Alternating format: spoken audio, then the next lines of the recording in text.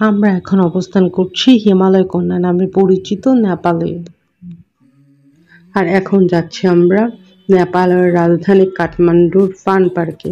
কিছুক্ষণ আগে আমরা ছিলাম কাঠমান্ডুর একটা লোকাল মার্কেট ব্রিকুটি বাজার, যেখানে আপনি স্বল্প মূল্যে ব্যাগ ভর্তি করে বাজার করে নিয়ে আসতে পারবেন দেশের সব রিলেটিভদের জন্য।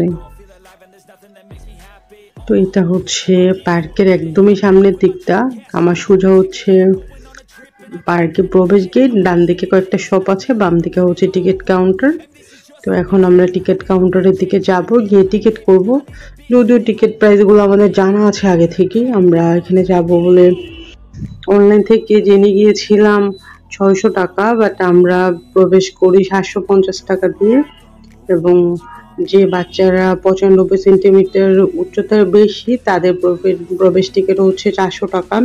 আর ওখানকার স্টুডেন্ট যারা আছে তাদের জন্য টিকিট নেওয়া হয় না, বাট আমরা টুরিস্ট ছিলাম এই জন্যে আমাদের টিকিট লেগেছে, ইভেন আমার বেবিরও টিকিট লেগেছে। তবে এখানকার কিছু প্রচারমূলক প্যাকেজ আছে, এই প্যাকেজগুলো যদি নেওয়া হয় তাহলে কম মূল্যে যাওয়া যায়।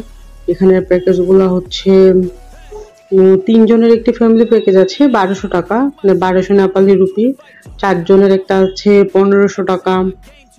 আর কাপল প্যাকেজ আছে একটা 627 টাকায়। এই তবে মজার ব্যাপার হচ্ছে কি, এই প্যাকেজগুলো কোনোটাই কিন্তু মানে ওদের সরকারি যে ছুটিগুলো আছে আর শনিবারে নেওয়া যায় না। ওদের যে সাপ্তাহিক ছুটি বা সরকারি ছুটি ছাড়া এই প্যাকেজগুলো কাজ করে। ওই প্যাকেজগুলো নিয়ে যদি কেউ যায় তাহলে কম মূল্যে ঘুরতে পারে। তো আমরা এখন আছি নেপালের একদমই পার্কের যে সুন্দর জায়গাগুলো আছে ওই দিকে। চারপাশে আমরা অনেক সুন্দর সুন্দর গাছ দেখতে পাচ্ছি, এখানে প্রচুর রাইডও আছে।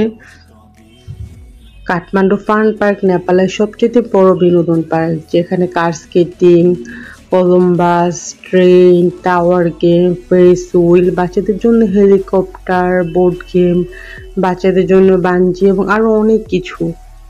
এবং শিশুদের পাশাপাশি এখানে তরুণদের জন্য অনেক উপযুক্ত গেম আছে। পার্কটি দর্শনার্থীর দ্বারা পূর্ণ এবং সপ্তাহের সমস্ত দিন রোমাঞ্চের চিৎকারে মুখরিত থাকে।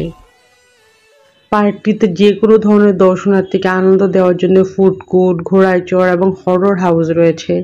এছাড়াও আপনি বিভিন্ন গেম খেলতে পারবেন এবং উপহার জিততে পারবেন। আবার দুই পাশে যে শপগুলো থাকে এই শপগুলাই হচ্ছে বিভিন্ন গেম হাউস। এখানে বিভিন্ন গেমস আছে, যেমন গ্লাসের মধ্যে ঢিল মেরে, স্টিলের অনেকগুলো গ্লাস সাজানো থাকে, ওই গ্লাসগুলো